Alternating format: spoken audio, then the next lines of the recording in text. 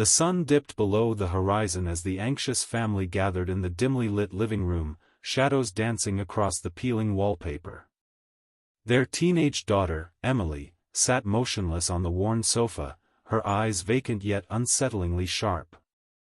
The air was thick with a silence that weighed heavy on everyone's chest, a silence that screamed of something terribly wrong.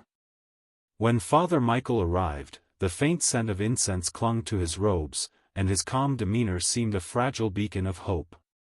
He knelt beside Emily, speaking softly in a language few could understand, his voice steady but low. The family watched with desperate anticipation, clinging to the possibility that this ritual might save her. At first, the exorcism unfolded quietly, the flickering candles casting eerie shadows on the walls. But soon, the room shifted. A cold draft swept through the house despite closed windows, and the flames wavered wildly. Suddenly, an old wooden chair flew across the room, crashing against the wall. The family gasped, clutching each other in fear. Emily's voice twisted into a guttural growl, layered with something unhuman. The priest's prayers grew more urgent, his eyes scanning the room as if searching for a hidden enemy. The temperature plummeted further, breath crystallized in the air. The walls seemed to pulse with a dark energy, shadows stretching and twisting unnaturally. More objects moved without touch, picture frames rattled, lamps swayed, and a mirror shattered, sending shards glittering across the floor. Emily's body contorted painfully as the demon within fought fiercely to hold control. The priest reached for a crucifix, pressing it to her forehead, but the resistance intensified. Her eyes flashed black, and for a brief, terrifying moment, they seemed to pierce right through him. Father Michael's steady facade cracked, a flicker of dread crossing his face.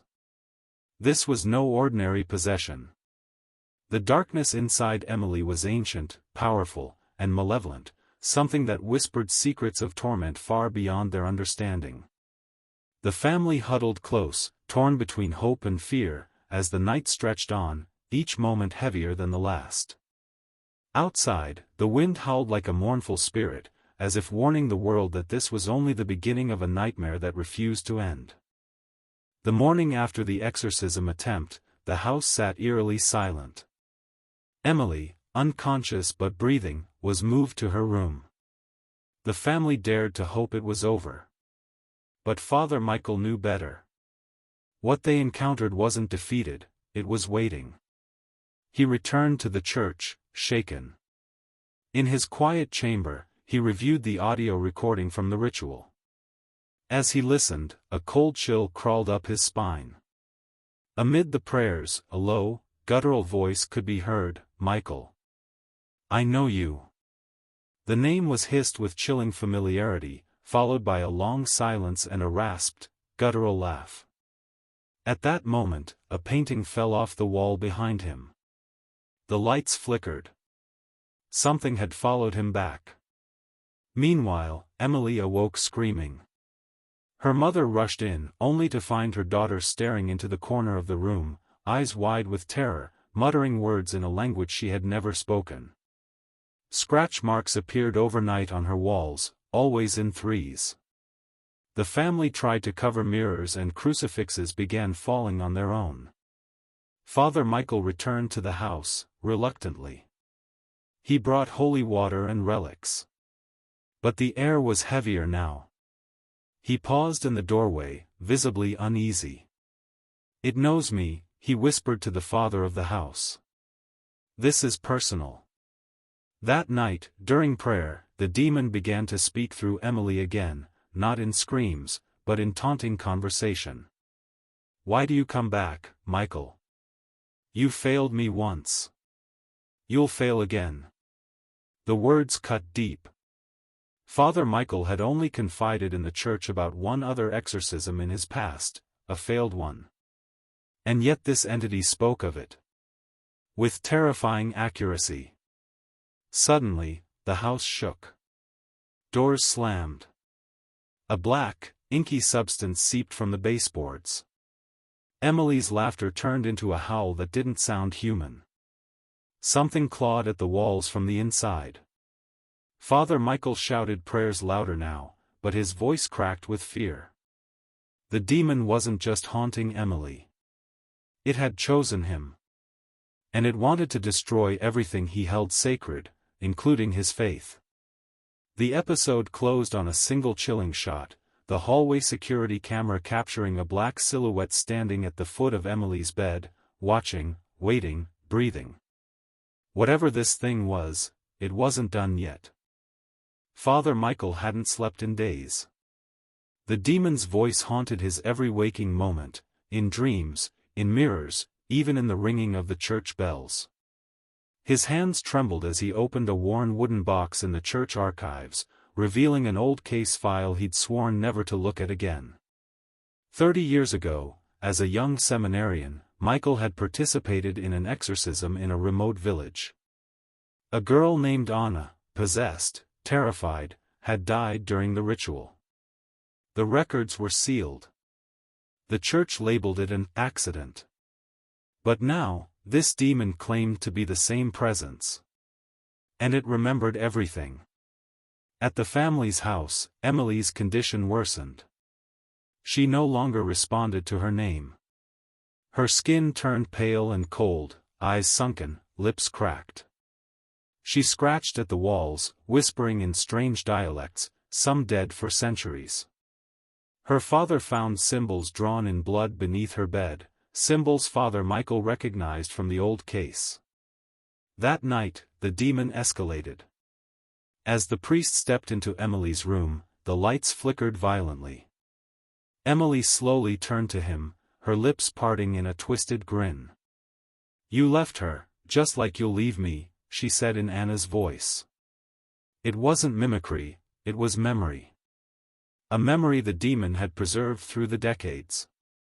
The walls began to drip with dark liquid, and Emily levitated off the bed, her limbs contorting as if pulled by invisible strings. The crucifix on the wall spun upside down. The demon laughed, deep, mocking, unrelenting. "You wear your collar like armor, but I see the guilt rotting underneath." Father Michael fell to his knees, shaken to the core. His rosary slipped through his fingers. He had come to save a girl, but was slowly becoming the demon's next victim. Suddenly, Emily's body dropped to the bed with a sickening thud. Her mouth opened wide, impossibly wide, and she screamed a name. Not his, not hers, but Anna's mother. The voice echoed through the house like a siren of death. The episode ends with the priest looking at his reflection in a shattered mirror. His reflection didn't move with him. It smiled. The demon wasn't just feeding on Emily anymore, it was devouring him from within. Rain poured as thunder cracked across the night sky. The house had become a prison, its walls groaning, its floors warped, its air soaked with evil. Father Michael returned with a team, a younger priest, Father Luis, and Sister Agnes, a spiritual medium from the Vatican. They came equipped with relics, ancient texts, and a final hope to end the torment. Emily was restrained in her room, not for safety, but for survival. Her eyes remained open for hours without blinking. Her lips moved constantly in whispered chants. The wind outside responded like it was listening. As the banishing ritual began, candles flickered violently. Latin verses echoed through the room, each syllable fighting to push back the growing darkness. Sister Agnes placed protective salt rings around Emily's bed. But the salt turned black within seconds. Something was rejecting the sanctity. Then the lights burst. Emily arched back, bones cracking loudly, and a scream ripped from her throat so deep it made the walls tremble. The demon surged forth, but not out of her. It lashed back. Father Luis was thrown across the room, hitting the wall with a sickening thud. His cross melted in his hands. Sister Agnes fell into a trance, eyes rolling back, mumbling, "It's too old, too strong, not from here," before collapsing unconscious. Then came silence. Emily sat up slowly. She was smiling. But her smile wasn't hers. Her mouth moved, but the voice that came out was male, ancient, echoing. You do not cast me out. I invited you here. The banishment had backfired. The demon had drawn them in to feed. It wanted the ritual, to use it as a gateway. A sudden explosion of glass and wind shattered every window. The crucifix on the wall caught fire. Shadows coiled like snakes, wrapping around Father Michael, forcing him to the ground. Through the smoke, Emily stood, head tilted, blood dripping from her eyes. You failed Anna. You failed me. You'll fail forever. The team fled, bloodied, broken, and terrified. Only Father Michael looked back, just once, as the front door slammed shut behind them on its own. Emily was still inside. And she was no longer alone. The house had become the demon's sanctuary. And its real exorcism had only just begun. Weeks passed. The family abandoned the house. Emily was never found. Father Michael was institutionalized, deemed mentally unstable after speaking endlessly about a demon that remembered him. He scribbled circles, symbols, and words from dead languages on the padded walls of his room. He no longer answered to his name. He just whispered, "She's still in there." Locals say the house breathes now. Neighbors report hearing muffled screams and chants in the dead of night. Delivery workers refuse to step onto the porch. One teenager who dared sneak in on a dare emerged hours later, pale, eyes bloodshot, muttering, "She told me things about my father, things no one knew." A paranormal research team arrived to document it all, full equipment, night vision cameras, EVP recorders, heat mapping. They streamed their footage live. But somewhere around 3:13 a.m., the feed glitched. A scream pierced through the static. And then, nothing. Only one body was ever recovered, burned from the inside out. The house was sealed by authorities.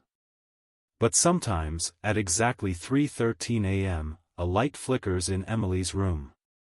Passers-by hear a voice, sometimes a girl crying, other times an old man laughing. A few even claim the house calls them by name.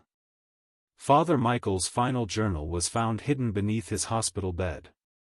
The last page read, "The demon never wanted to leave. It wanted to stay. And now it has a home." Emily was only the beginning.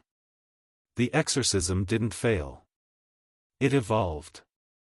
And now the evil doesn't hide. It waits. Real terror tales. Some doors should never be opened.